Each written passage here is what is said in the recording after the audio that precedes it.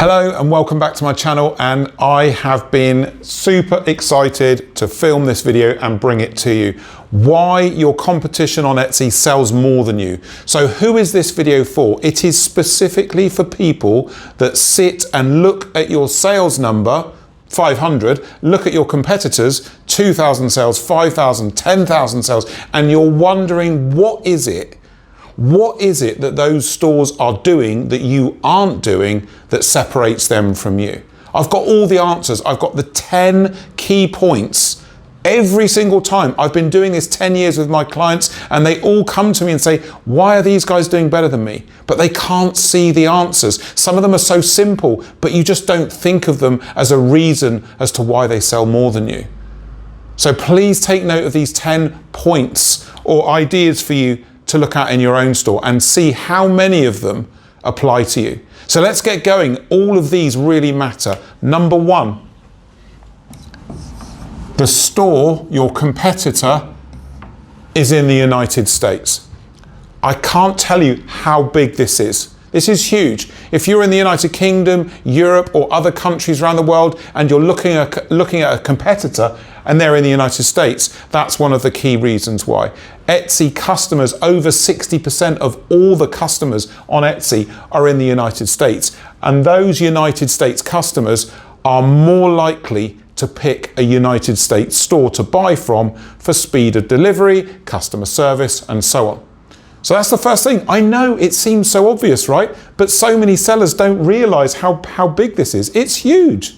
So if you're not in the USA and your competitor is in the USA and they're doing so much better than you, that's one of the key reasons why. Okay, now number two, again, this is super simple, but so many people don't realize the context, the age of store, okay? Age of store, and in particular, if the store was opened in 2020 or 2021. So, sellers don't consider the age of the store. If a store's been open longer than you, 3, 4, 5 years longer than you, they're going to have more sales than you.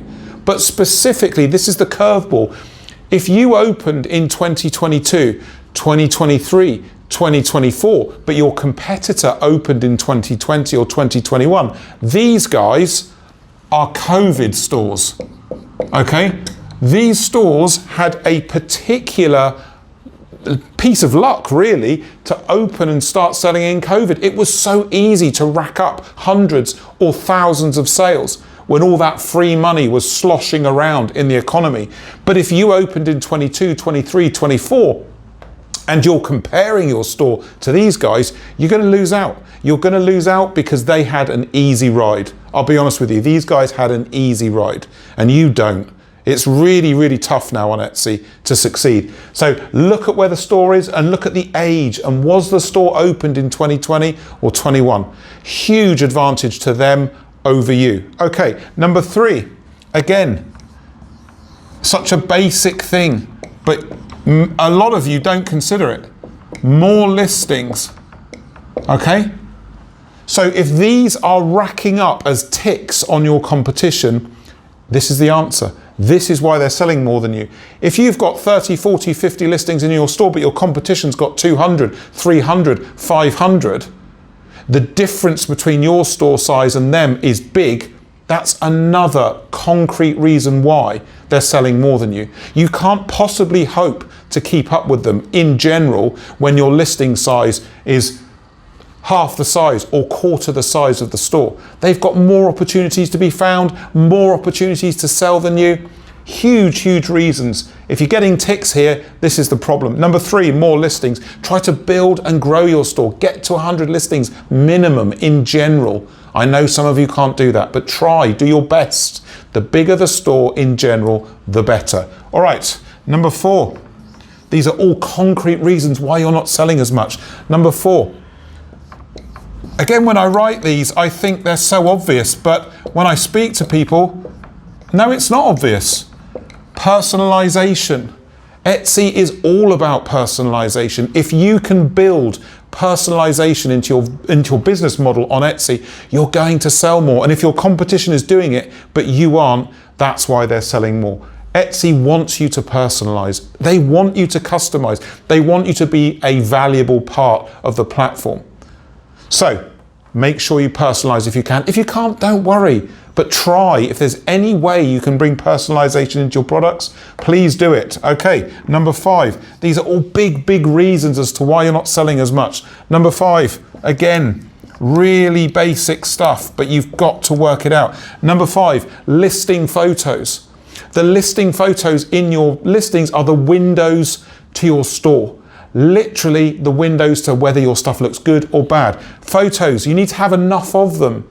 They need to show the product in use. They need to be well lit, centered, not cut off, no shadows and sunlight and all these awful things that make your store look poor and not look branded and not look trustworthy. You've got to put a critical eye on photos.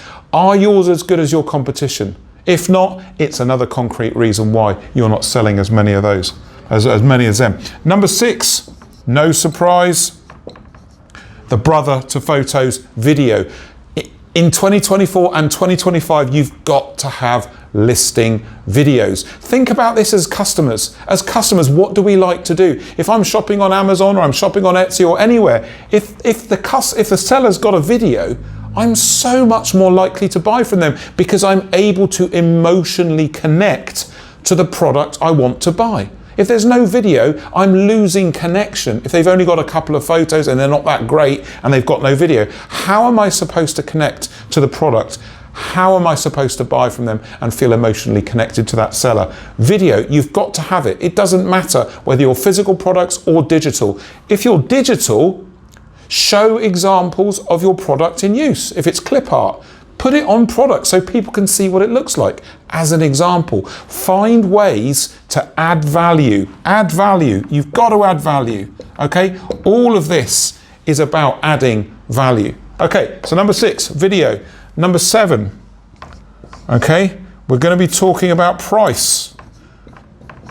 If you're selling any kind of physical product on Etsy, you need to be selling in the $20 to $50 price range.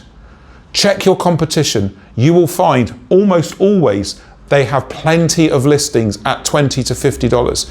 If your prices are all 70, 80, 100, 120, and you're looking at your customers and they're lower, that's another reason why they've got the advantage over you. And specifically, just sell in the $20 to $50 range. If it's digital, it's much lower. It's $2 to $10. That's basically the sweet spot for most digital products. I don't mean things like art or original works. I just mean clip art and things like that, or social media templates. Physical products, 20 to 50. Make sure you're in there. Number 8, I don't know if I'm going to get all these in one go. Maybe I will, I don't know. Number 8. Now, this is simple again, but so many people fail. Your competitors have more than one in stock of a listing or all of their listings, but you don't. So you keep running out of stock. You have stock, then you don't. Your suppliers have problems. It causes issues with your stock. You've got to maintain deep stock, because that means your store is more trustworthy. It means you're not going to sell out. That's the worst thing you can ever do in an Etsy store for trust, is sell out. Etsy hates it. Just like physical bricks and mortar stores, none of those stores want to sell out. That's huge disappointment for customers. And it's no different online in Etsy. Make sure everything is over 1 in stock. I advise people to have over 20 in stock for everything you sell, if you're making it. And remember, you don't have to have 20 items made. That's crazy. No, you don't. You just need the raw materials to make the 20. That's what you need. So if people come in and there's a spike in demand and you make sales, you can meet those sales. Have the raw materials in stock. You don't need everything made. So important. Going out of stock lowers your sales, lowers your visibility, increases your competition's position against you. Make sure you've got stock, because your competition always will have. All right, number 9, again, processing. Okay, so when you are selling, don't disappoint your customers with long processing times. Look at your competition. They will be offering shorter processing times. That's a huge swing factor, especially when people are buying to a deadline, like Christmas or birthdays or things like that. If you can ship in 1 to 3 days, you're going to have an advantage over people shipping 3 to 5, 3 to 6 or longer shipping times. Get those processing times down. Find ways to decrease that time. Get up and level with your competition. So important. Number 10. This is the one, this is long term. Number 10, this is the most important. It is brand. You've got to build a brand. It's not enough just to take care of all these points to meet or beat your competition. You've also got to build a brand, because that is long term what your customers buy into and will repeatedly choose you over somebody else, because of the experience and emotional connection of buying from your brand. So, great customer service, attention to detail, photography, video, store branding. Is your store filled out properly?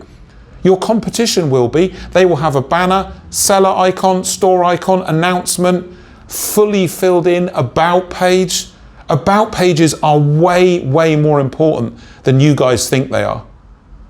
Customers look at them, and especially if you're making products yourself, it's free advertising space.